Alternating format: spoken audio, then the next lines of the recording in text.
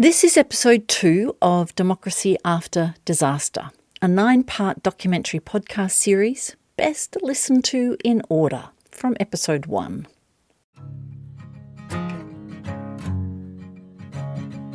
Around about 20 years ago, as the neighbour's renovation was going up and starting to peer into our living room, my partner Adrian said sure he'd move no more than an hour from the city, opening the door for my lifelong dream of living in the country. So the next day, before he could change his mind, we hightailed it up the highway to the Macedon Ranges. Within a week, we'd bought our future home, the house I still live in, on the edge of Macedon, a village in a forest at the base of Mount Macedon, the headwaters of the Maribyrnong River on the traditional lands of the Wurundjeri people. We bought the house at lightning speed, so it was a long and agonising settlement period as I played on repeat a range of anxieties, writ large because we'd now signed a contract. In between worrying about termites in the house, snakes in the bush and children drowning in the dam, suddenly another terror came to mind. I had a vague feeling Macedon had had something to do with bushfires. But this was a long time before I had my raging look up everything internet habit, so I let it go. The property settlement eventually came, we moved in, and 6 months later I had my third child. And as the baby glow wore off and family life in a new place settled down, I started looking around for ways to learn about and get involved in my new community. So I was browsing through a local history booklet, which did not tell me that the mountain range is near the boundary of 4 of the 5 tribes of the Kulin Nation, and that it was an important gathering place for Indigenous Australians for thousands of years. And of course I did not learn about the violent and cruel dispossession of these lands. The erasure of this history from public memory was comprehensive. I did learn that the colonial township of Macedon was surveyed in 1861 after the railway workers, pushing the track over the Great Dividing Range, camped here for a couple of years. And that the Mount Macedon township, halfway up the mountain, was a fashionable summer retreat for the wealthy of Melbourne in the late 1800s. In this booklet, there were pages devoted to the Mr. So-and-sos and their fancy houses and gardens, and whether each property had survived the Ash Wednesday fires. There was an implied assumption that readers would be well aware of the circumstances and impact of these fires, and no amount of me screaming at the page what happened changed that. Frustrated, I went to the library to get the book that would tell me the story. But there was nothing, no book, no magazine, no video, no nothing about the Ash Wednesday fires in Macedon. Astounded, I asked the librarian. She handed me over a thick wad of papers, which were newsletters written by a community member in the months after the fires. Sometimes the writer was so frustrated, she or he banged out the entire front page in all caps. But I wanted to know the story of the night of the fire before I was interested in how they recovered from it. So with a mind itching for action, I got a small grant for a project called Women and Children on Ash Wednesday. And I began to meet and interview women who'd lived through the Macedon fires and slowly pieced the story together. The local paper did a write-up, and a week later I received a letter addressed in old-fashioned curly handwriting. And I learned for the first time the name Morna Kenworthy. All right, here we go. My name is Morna Kenworthy. Lived in Macedon for 23 years.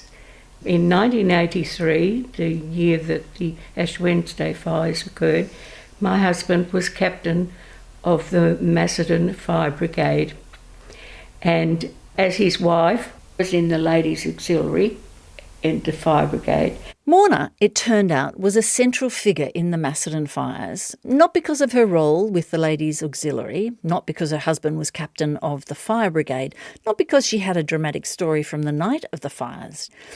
Morna's role was in recovery from the fires, and she later wrote a book about it called Aftermath of Fire, A People's Triumph. And thanks to Morna, I've slowly come to understand that recovery is much bigger, longer and more significant than the actual fire. When I was pregnant for the first time, I had a coffee with an old friend who already had a 3-year-old, and she said, the birth's important, but it's just one small part. The main game is the child. I thought she was crazy because from where I was sitting, it was all about the birth. 25 years later, I think she may have had a point. Recovery is like the child of a disaster. It's not the byproduct. And it needs all the skills, artistry, love and time that a child needs. I've kept in touch with Morna on and off over the years, and she was the first person I thought of when I decided to make this podcast.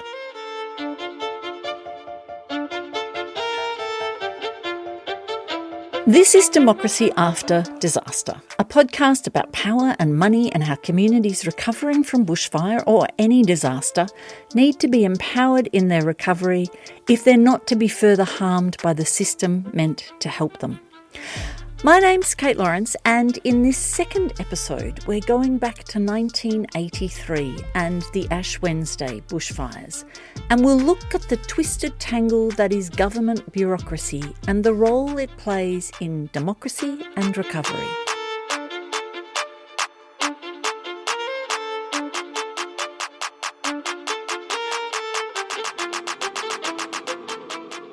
Morna was from country Victoria and she trained as a nurse. A nurse's first duty to her patient is to observe without apparent scrutiny. Now, I have done that all my life. Morna met her husband Bill when she was nursing at the Bunyip Hospital in West Gippsland. Bill was a pilot, and in 1970 they moved to Macedon, like many people, for the natural beauty and its proximity to Melbourne Airport. From the beginning, Morna and Bill both became involved in the community and particularly the fire brigade. Our brigade was the first brigade to train and use women in the brigade, first in Victoria. The men in Macedon would leave on the train at 7 in the morning for work in town, most of them, and the town had no one during the day. The women came to Bill and said, look, we can. We had a system, if the girls were out on a truck, the kids would come to me and they'd stay there till their dad came home from work and picked them up, or mum finished on the truck and came. There were other ways Morna and the other women, the partners and wives of the male firefighters, were integral to the way the fire station operated. If there was a big fire, we always went to the fire station in case there was something that needed to be done. Our knowledge of the comings and goings of the brigade enabled us to look at crews and make sure that they were well balanced.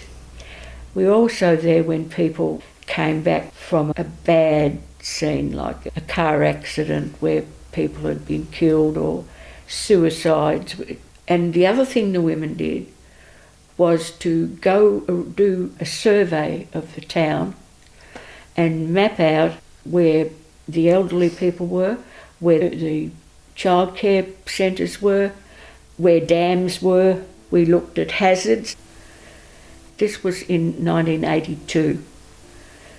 And I think it's the one reason we didn't have so many people die. The summer of 82-83 is described by the Bureau of Meteorology as one of the most severe droughts of the 20th century. Macedon and Mount Macedon were on water restrictions of 60 litres per person per day. I said in the newsletter that the conditions for fire this year were exactly the same as those for the fires of 1939. Forest was, it was terrible. On the 8th of January, a fire broke out in the Greendale area, 27 kilometres from Macedon as the crow flies, almost double that distance by road. Over 100 CFA tankers attended the fire, and unfortunately 2 Forestry Commission volunteers from Daylesford died. Throughout January, the hot, rainless weather continued.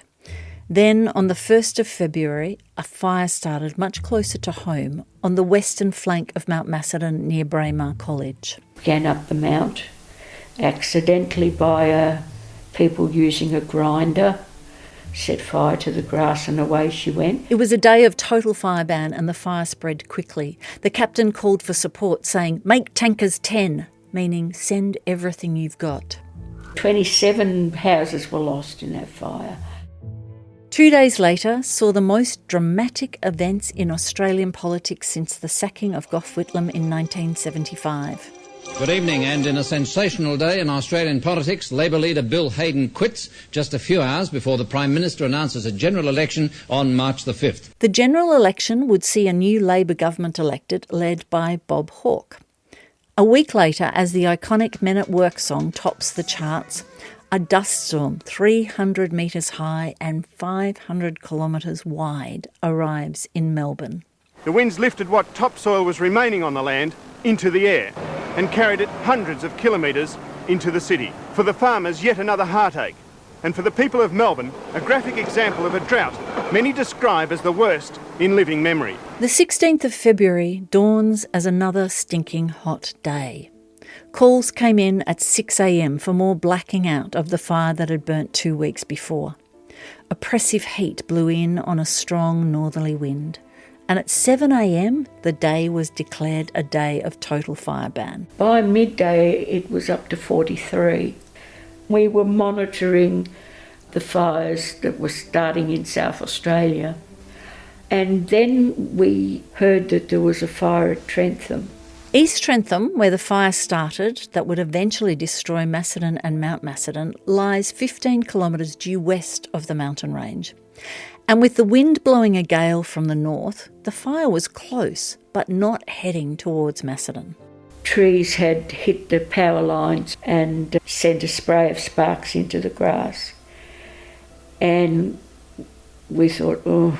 And the day wore on, watching and waiting, managing children, feeding crews, answering questions, organising shifts, and calming the airs of tension. You could hardly breathe, it was so hot. But then it got to be dinner time. We better go and feed the kids. So home we went, and I put the television on, and I could see scenes coming from Lawn. And I thought, Lawn?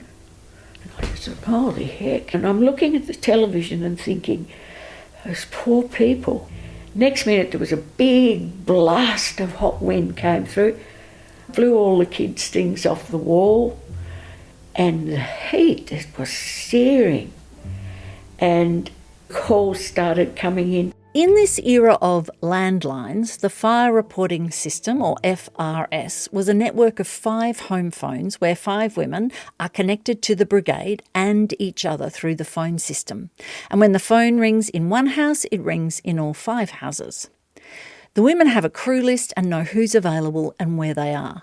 On the night of the fire, well, it was a weird thing because my phone, I wouldn't even put it down. I'd just stop talking and then there'd be someone else on the line.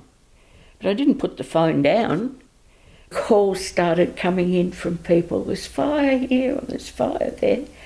And the first lot of ladies I said, no, the fire's at such and such, blah, blah, blah. I'm telling you, the fire's in my backyard. With the northerly wind pushing the Trentham fire in a narrow path south, it ran straight into the large area already burnt by the Greendale fire in early January. Great, a fire break that will stop this fire in its tracks.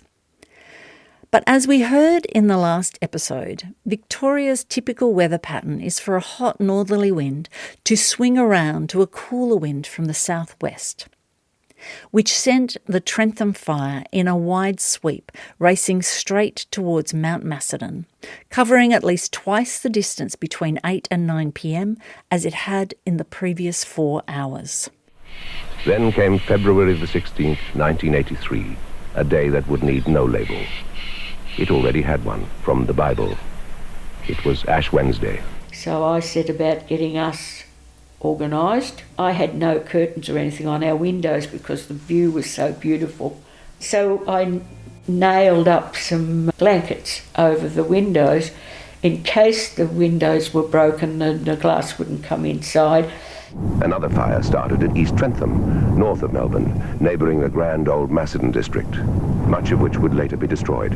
We had lots of kids. We had the Rocards and the Geraghties and some family I didn't know. The fire came south, first of all, through the Wombat State Forest.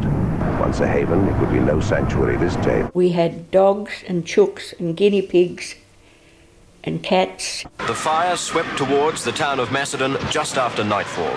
Closed all the doors in the house. The kids were in the passage. They had water and they had their blankets put over them and they were to stay there and not come out. It became a firestorm, cutting off the town's electricity and plunging the terrified residents into darkness. I went quickly outside to see there was nothing close to the house and there were no embers. And it came a time when the phones didn't work anymore. This was the scene around the towns of Gisborne, Mount Macedon and Macedon last night. Thousands of hectares on fire, fanned by 120-kilometre winds. A few miles from Gisborne, the winds drove a river of fire across the Calder Highway. And then the fire came through our place, but because of the drought there was nothing there for it to take, so it went very quickly past us. There was nothing really to do but just hope that things weren't going to be as bad as they seemed to be. CFA volunteer firemen didn't try to stop this blaze. It was travelling too fast, and to stay was to risk almost certain death. Bill brought people in their cars on our front lawn because nothing was going to burn there. They were perfectly safe. People out of ditches he was finding here, there and everywhere.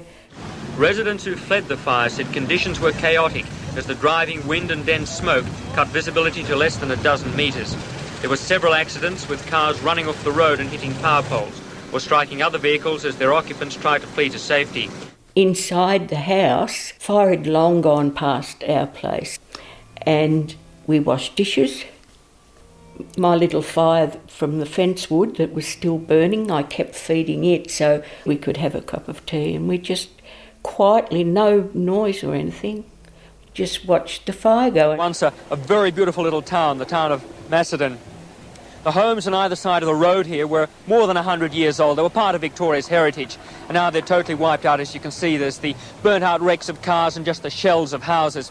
Occasionally, as you look down the street, there's one house left standing. It's been left there by the vagaries of the fire and the wind that fanned it. As the smoke was clearing, they could see that our lawn was a cleared space, so that people would come there and then they'd leave a couple of hours later. I didn't even know who they were.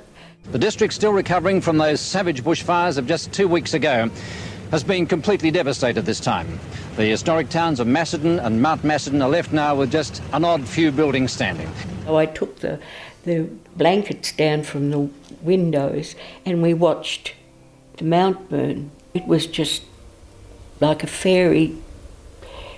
I can't explain it. It was weird. We were fascinated by it. I wasn't thinking what was happening outside of the house. The dawn of the next day after Ash Wednesday brought with it a sight that had nothing to do with the world as it had been known on the previous morning. The recognition from yesterday of towns and bush and mountains was gone. Instead, it was an anonymous place, a wasteland that was black and empty and hushed, with people strangers to it. In Macedon and Mount Macedon that night, 7 people died. 600 families lost their homes. 4 churches and 2 community halls burnt to the ground, the Mount Macedon Primary School, the Macedon Fire Station, Post Office and News Agency, and the Mount Players Theatre were all destroyed. The Macedon main street was reduced to a line of chimneys and burnt-out cars. In the Macedon Hotel, over 300 adults and children, along with their animals, took refuge, while outside CFA firefighters faced the flames and heat to keep those inside safe. In total, 180 fires across Victoria and South Australia killed 75 people, tens of thousands of animals, and destroyed more than 3,000 homes. The biggest and most lethal fire in Victoria, which killed 9 people, was the Cudgee Ballangaich fire that formed when 2 fires merged after the wind change. It raged on the unceded lands of the Gunditjmara within a stone's throw of the Framlingham Aboriginal Reserve in Western Victoria.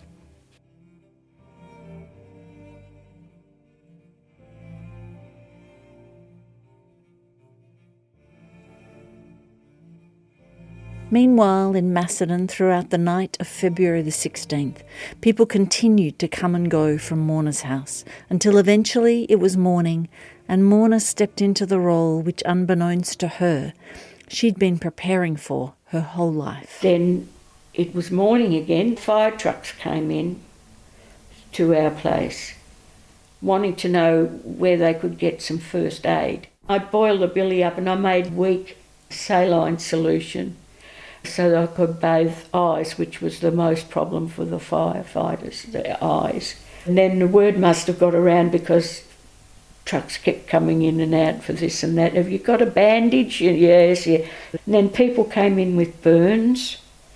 They'd gone to look at their property and their foot had gone down into a hole where a fence post had been.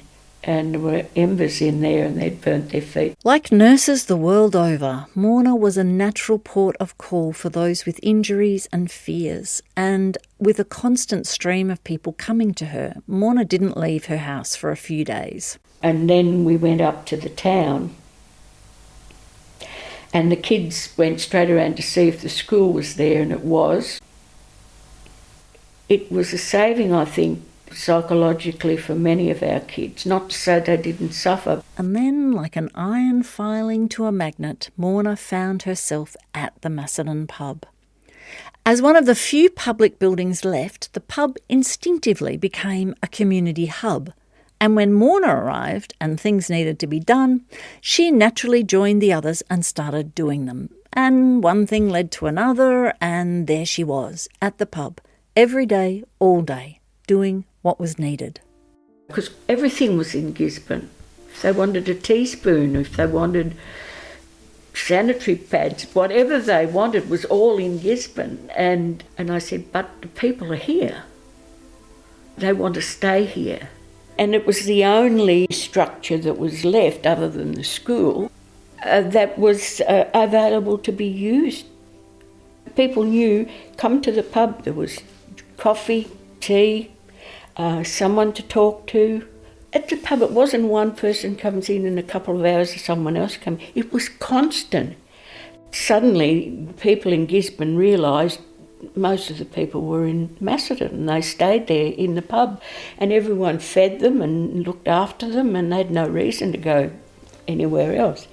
In the early days. And when the government people finally understood that people were staying in Macedon because the community was organically creating a self-sufficient and supportive environment, suddenly we had this delegation from Gisborne arrive at the pub and sort of drew us off to the billiard room.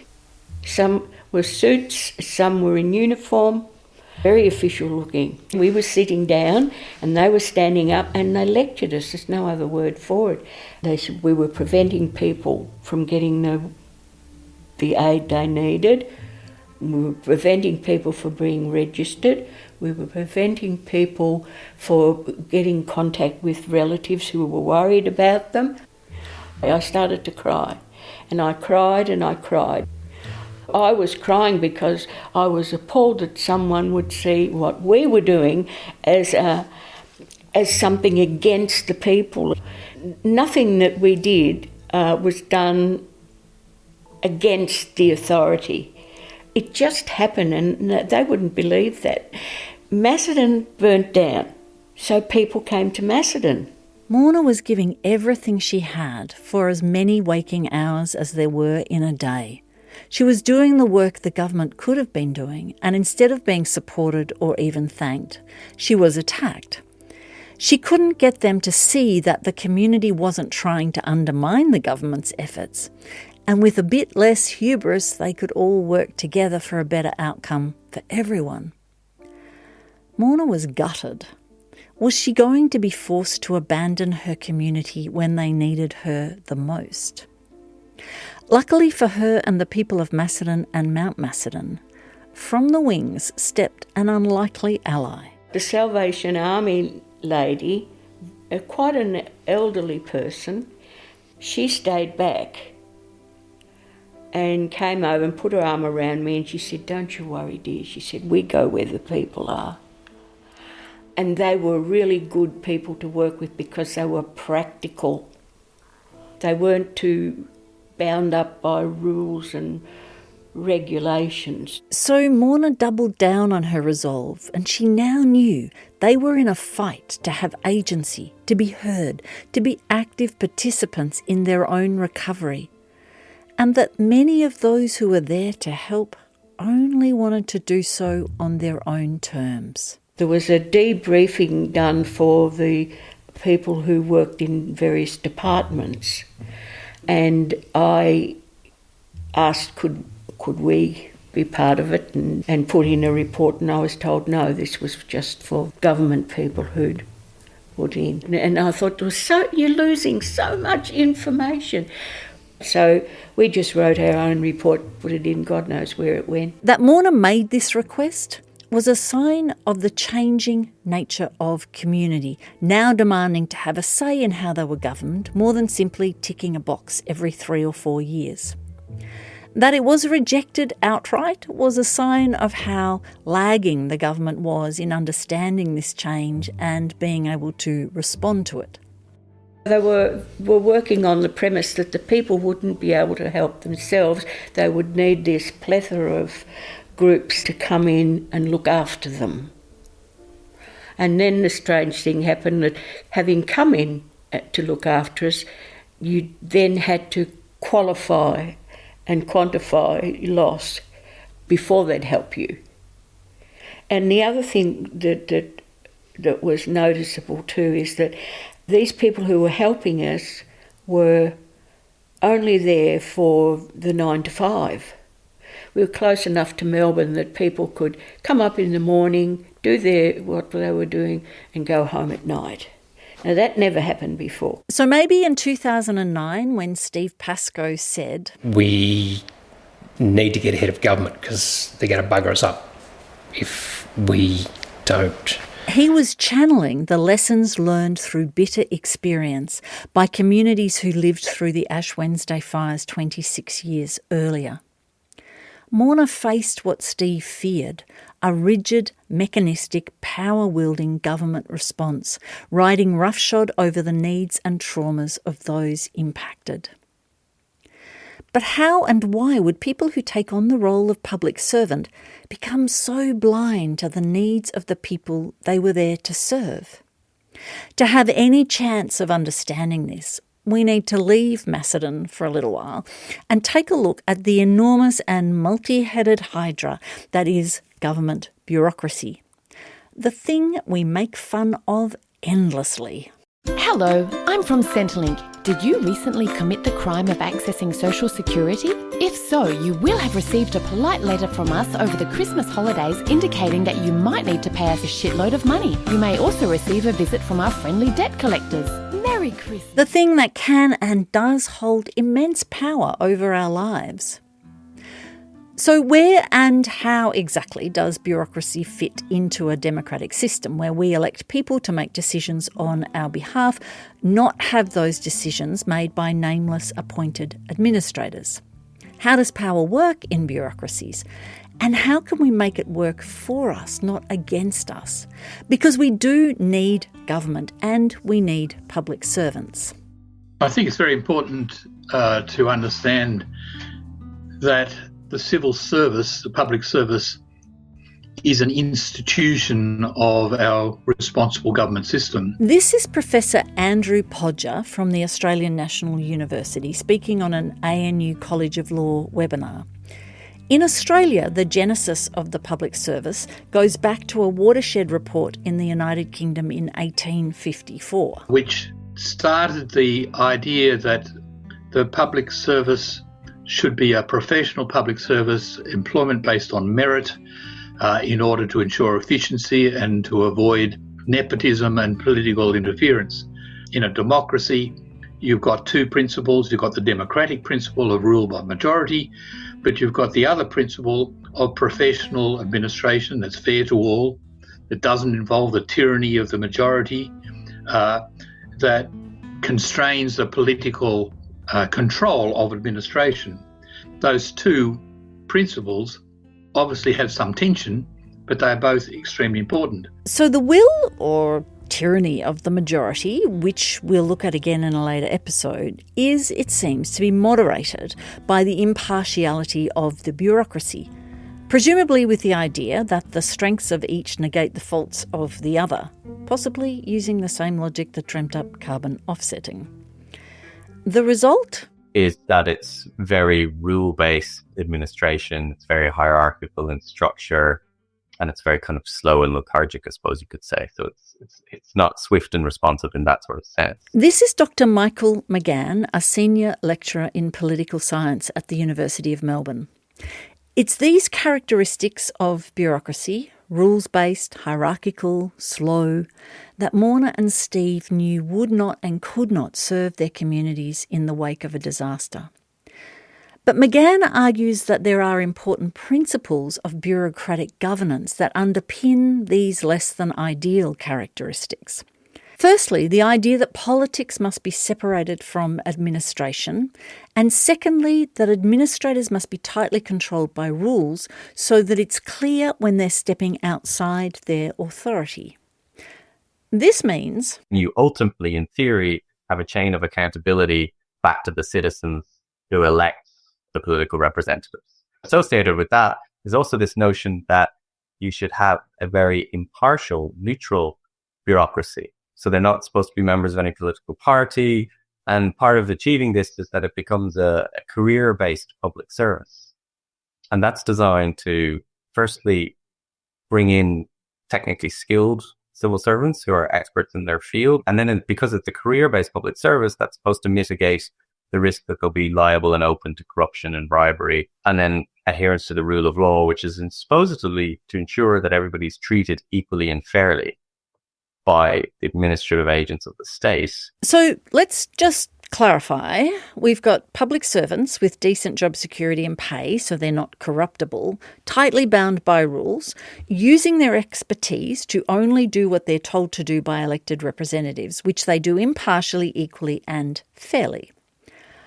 I can sort of see how this could lead to a mechanistic tendency in the system and in the people working within the system.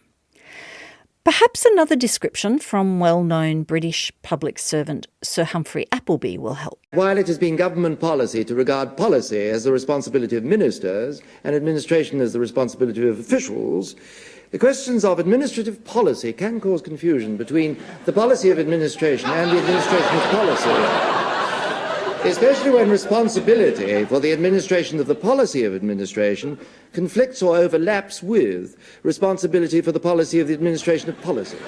We can laugh long and loud with the satirists when things are going smoothly and government is a peripheral presence in our lives, a once-a-year infuriating brush with a telco or government department. But when our community has been devastated by disaster and everything, including and particularly our social architecture, must be rebuilt, politicians, public servants and we the people need another way. It's not simple. All communities are different and no community is a single-minded entity. Within each is a range of relationships, histories, opinions and personalities that can easily break like dropped eggs if recovery is not handled well. But just because there's not a perfect solution doesn't mean we're stuck with what we've got. All we need is the possibility of something a bit better. The bar's pretty low. So Humphrey is a hard act to follow, but here's our political scientist Michael McGann explaining in all earnestness the reality of this separation between administration and politics. So I study street-level bureaucracy, which is basically people who are at the front line of welfare and services, social services, the police, teachers, and so forth. And what street-level bureaucracy emphasizes is the fact that people at the front line don't just follow rules and regulations. There's always space between the rules or uncertainty or ambiguity about bureaucratic rules. So people have to exercise discretion and use their kind of professional judgment to make decisions in order to be responsive to the citizens and clients they encounter on a day-to-day basis. On the one hand, this is great news. Turns out our public servants are not automatons, but humans dealing with humans, using discernment and discretion to make decisions. On the other hand, after nearly 200 years of professional public service bound by all the layers of rules, we still have unelected officials making political decisions. McGann argues that this is because our system of bureaucratic governance is very much wedded to the liberal representative model of democracy, which basically limits participation in politics to periodic moments. Elections come around every 3 years or 4 years, depending on which country you're in. And that's kind of when people have input into the political process.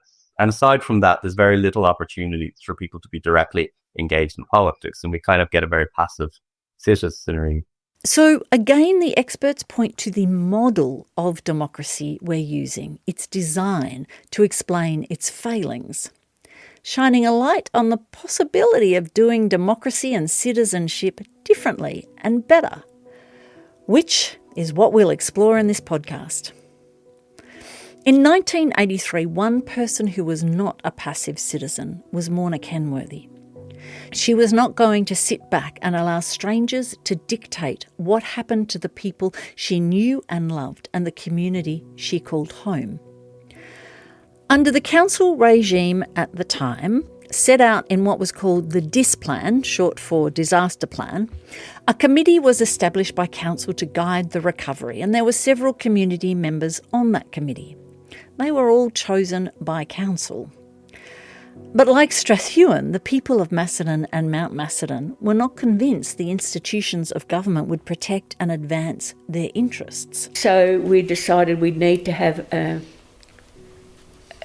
action group, so that between the people and the council there was a group that would advocate for the people. Now, I wasn't terribly interested in being on an action group, but I got persuaded and I could see the benefits of it. The first meeting was sort of fairly open and people wanted to know what you're on about, and the place was absolutely packed. It was just incredible. We said to the people, what we want you to do is to write down what your concerns are and what you might need for us to do. About the third meeting, that got into its stride because it takes a couple of meetings before you get it. And we had this every weekend. That way the men could come because they weren't involved in really anything up to that stand. And we had tea and coffee and wikis, so people could then not just go, but they could mill around and talk and have a whinge or whatever. And what did council think of the action group? They were dead against it, and it was in the press there was stuff dead against it. And so this grinding struggle to be heard and seen as legitimate participants in the recovery wore on over the weeks and months and years, with Morna and the community leaders of Macedon and Mount Macedon continuing to push to have an active role in their own recovery process. A few months after the fires was the day of the big clean-up, where people waited at what used to be their home and was now just their block for the machines to arrive and crunch and scrape and scratch the ruins into a truck to be hauled away. It was physically and emotionally gruelling for everyone, and Morna and others worked tirelessly, supporting people throughout the day. And at the end of the day, council put on a huge event with music and food to say thank you. Of course, it was held in Gisborne. We went down to Gisborne because I thought I was part of the clean-up day, so I thought I'd go down. And it'd be nice to sing. Didn't think anything, just I'm going here, got to find a park. And it was when I walked in and saw the people on the oval. Most of the people who were there were people from Gisborne, and they were all clean, and I felt isolated. I felt I didn't belong. And then I realised what people said the first time they went to Gisborne after the fire, how, they had to get back to Macedon. In fact, one lady, she went down in the bus and stayed on the bus and came back. She couldn't get out of the bus. You're hypersensitive when you first do something after a big event. I stayed singing, but the first song they sang was "Take Me Back to the Black Hills." So take me back to the Black Hills of Dakota. The Black Hills of Dakota. And I thought, fuck, I've just come down from the Black Hills. Didn't stay very long. Morna's experience on a footy oval in Gisborne in 1983 is one tiny example of government by 1,000 cuts that has its genesis in historical, structural and geographical circumstances. So in the next episode of Democracy After Disaster, we'll go back to 1939, a crucible moment in colonising Australia's understanding of the capacity of the bush to burn. In the district round Melbourne and Victoria, a bushfire of terrifying proportions swept the land. Timber camps, townships, sawmills, hydroelectric stations, all wiped out. And we'll travel across the 20th century to see how we have shaped and been shaped by the government systems we fund and endorse.